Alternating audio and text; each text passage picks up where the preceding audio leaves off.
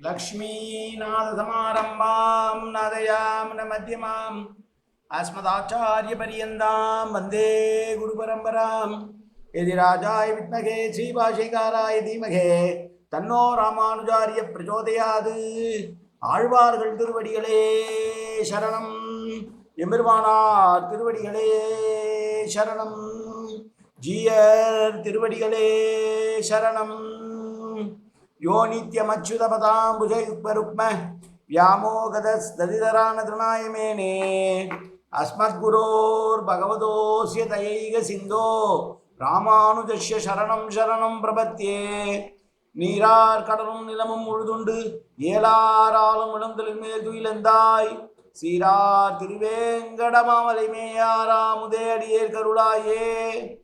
எல்லாம் அல்ல ஏழுமலையான் பெருங்கருணையால் 4000 திவ்ய பிரபந்த பாசுர பதிவேற்றங்களின் வரிசையில் இருக்கு 2702வது நாள் பாசுர பதிவேற்றம்.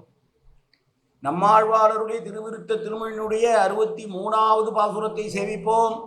சேவிப்பதற்கு முன்னால் கடம்பியாச்சானருடைய தனியன் கருவிருத்த குயினீத்த பின் காமக்கடுமொழி வீழ்ந்து ஒரு விருத்தம் புக்க உழல் உருவீர் உயிரின் பொருள்களுக்கு ஒரு விருத்தம் பூதாமல் குருகோன் உரைத்த திருவருத்தத்து ஓரடு கற்று ஓர் அடி கற்று இரீர் திருநாட்டகத்தே என்பதாகும். இந்த பாசுரமானது தலைவியை விட்டு பிரிந்து சென்றிருக்கிறான் தலைவன். தலைவியை ஆறுதல் படுத்த வேண்டும் என்பதற்காக தலைவனை திட்டுகிறாள் தோழி. அப்போது தலைவி சொல்லுகிறாள், உனக்கு என்ன தைரியம் இருந்தால் என்னவனை நீ திட்டுவாய், அவனை பற்றி உனக்கு என்ன தெரியும் என்று தோழியை தலைவி மீண்டும் விமர்சிப்பதாகவும் தோழிக்கு தன்னுடைய உள்ள கருத்துக்களை சொல்லி எப்படி இருந்தாலும் நான் வேண்டுமானால் என் தலைவனை திட்டலாம், வேறு யாரும் திட்டக்கூடாது என்று சொல்வார்களே, அப்படி பேசுகிற பாசுரம் இந்த பாசுரம். வண்ணம் சிவந்து உள வான் நாடு அமரும் குளிர் விழிய தன்மென் கமல தடம்போல் பொலிந்தன தாம் இவையோ கண்ணன் திருமால் திருமுகன் தன்னோடும் காதல் செய்தேற்கு எண்ணம் புகுந்து அடியே நொடிகால இருக்கின்றவே திருநிறம் சிவந்து உள்ளளவும் பரமபதம் ஆனந்தமடையும்படியுமான குளிர்ந்த பார்வையுடையவையும் குளிர்ந்த மென்மையான தாமரை தடாகம் போல் விளங்கக்கூடிய இந்த திருக்கண்களோ கிருஷ்ணவதாரம் செய்தவனும் திருமகள் கணுமான பெருமானுடைய திருமுக மண்டலத்திலே வேட்கை கொண்டிருக்கிற என்னுடைய மனதிலே பிரவேசித்து இப்போதும் நீங்காமல் என்னோடு இருக்கின்றது. அவன் என்னை விட்டு பிரிந்து விட்டான் என்று நீ எப்படி நினைக்கிறாய்? அவனுடைய கண்ணானது என்னுடைய உள்ளத்திலே பதிந்து கிடக்கிறது என்று சொல்கிறார். நாயகனை இயற்பழித்த தோழிக்கு நாயகி இயற்பட மொழிதல் இது என்று இலக்கணம் கூறுகிறது. அதாவது நாயகனை பிரிந்து நாயகி வருந்தும் நிலையிலே அவளது தோழியானவள் பலவிதங்களிலும் இவருக்கு ஆறுதல் சொல்லுகிறாள்.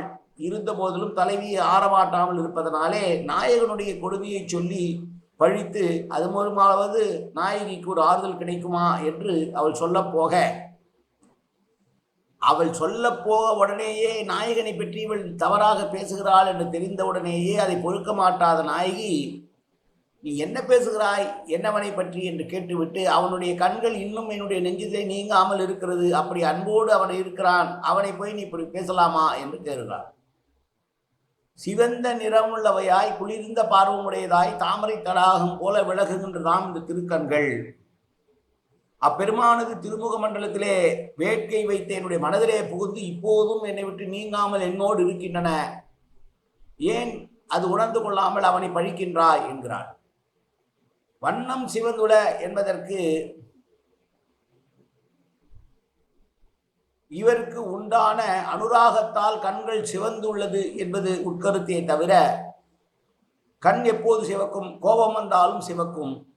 ஆனால் இங்கே கோபம் வரவில்லையாம், அவள் மீது கருணை கொண்டதனால் கண் சிவந்திருக்கிறது என்று சொல்லி வானாடு அமரும் குளிர் விழிய என்கிறாள். சீற்றத்துக்கு விரோதி என்பது என்ன? குளிர்ச்சி. ஆனால் குளிர்ச்சியோடு இருக்கக்கூடிய கண்கள், அவன் மீது கொண்ட வேட்கையின் காரணமாக கண்கள் சிவந்துள்ளது என்பதை நினைக்க வேண்டுமே தவிர அவன் மீது கோபம் கொண்டதனால் கண்கள் சிவக்கவில்லை என்று சொல்ல வேண்டும்.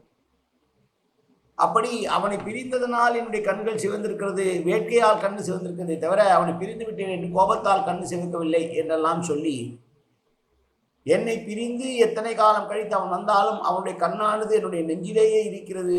எனவே அவனை நீ பழிக்கக்கூடாது.